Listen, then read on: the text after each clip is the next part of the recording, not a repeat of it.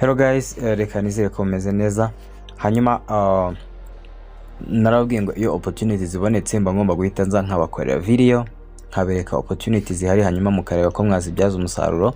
So uyu munsi rero nkuko muri kubibona kuri dashboard zacu muri kubona ko ndi muri Binance mu gice cya home.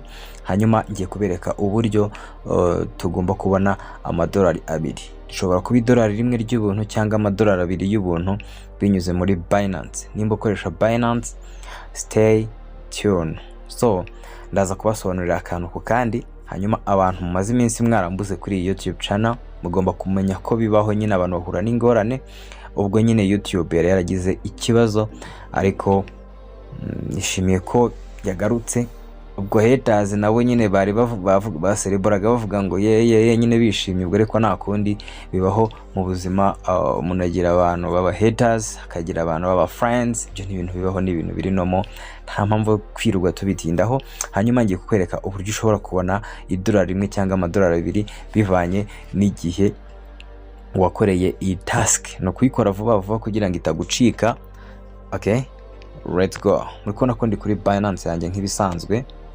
Hanyuma nuza kuba uri muri Binance yawe nk'ibisanzwe, ngiye kukwereka inzira ebyiri ushobora kunyura kugira ngo ugere aho nshaka ko ugera.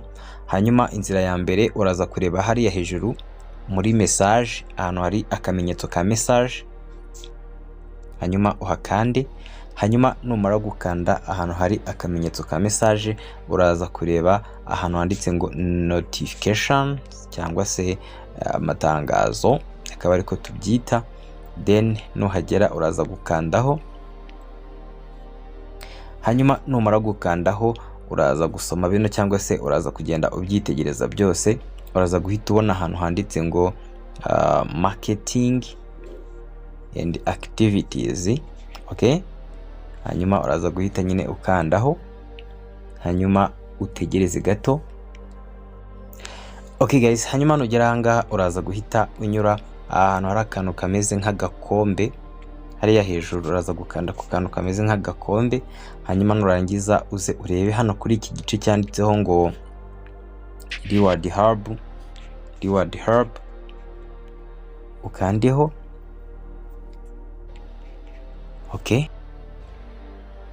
Okay, ubundi ahanga twahitaga dukanda kuri reward hub tugahita tugera aho tugomba guclaimingira ziriya USDT ebyiri, ariko ubwo bitari gukunda reka mbereke indi nzira. Hanyuma indi nzira rero banza ugaruke kuri home, banza ukande kuri home, ugaruka ahabanza hamwe twatangiriye.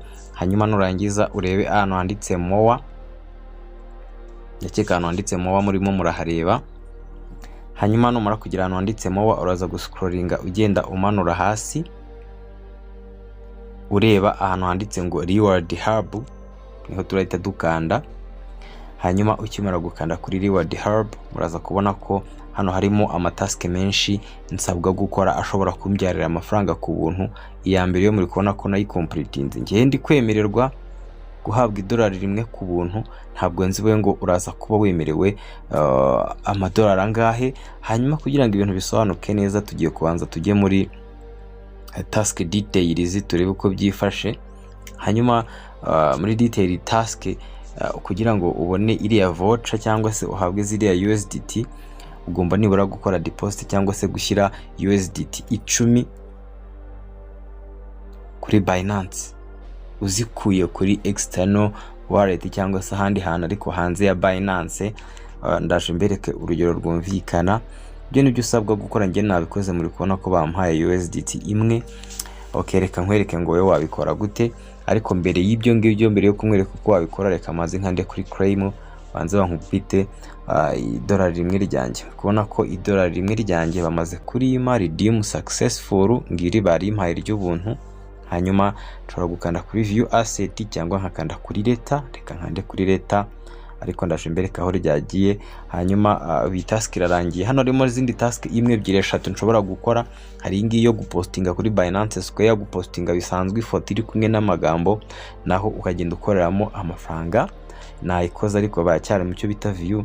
Hari ingi yitwa future activities, hari ingi bita future activities for you. Hano harimo amatask menshi ushobora gukora ukabakoreramo amafaranga.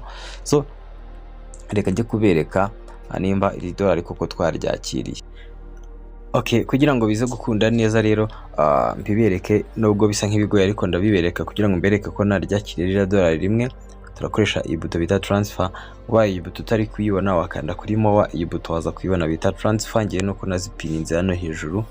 Ukimara gukanda kuri buto bita transfer ushobora kuza ugashyiramo iyitwa USDT, hanyuma ukamera nk'ugiye kwerekana ko ugiye gukora amafaranga kuri spot, uyashyira kuri funding. Bivuze ngo amafaranga ari kuri spot tuyabona.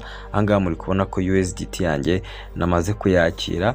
Nibwo buryo mbonye bwo kubiberekamo kugira ngo mutavuga ngo kuki ntabiberetse, kandi ari ibintu bishoboka. Ngiye nabonye dolari rimwe, wowe ushobora kubona 2 maximum na 2 kuri kiriya gice, kandi ndatekereza ko 2500 ntago ari amafaranga make.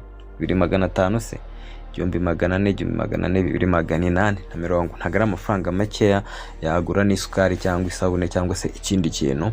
Okay, reka nimagine ko aka kanya ugiye handi nakweretse kuri Reward Hub ugasanga ntago uri eligible yo kuba wahabwa ari amadolari cyangwa ari ama USDT abiri.